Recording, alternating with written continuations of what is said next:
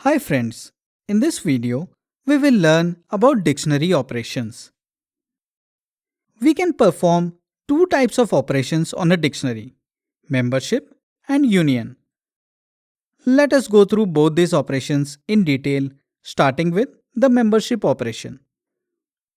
The in and not in operators can be used to determine whether a key is present or not present in a dictionary.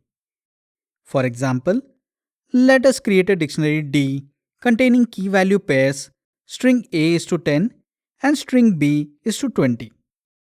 Now, we can test if string A is present as a key in the dictionary D by executing string A in D. The result returned is true as string A is present as a key in the dictionary D.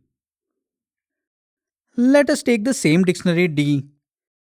Now, we can test if string C is not present as a key in the dictionary D by executing string C not in D. The result returned is true as string C is not present as a key in the dictionary D. Moving on to the next operation. The union operator can be used to merge two dictionaries.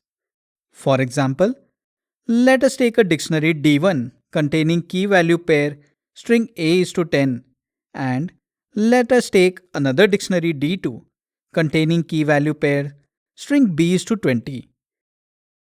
Now execute D1 union D2.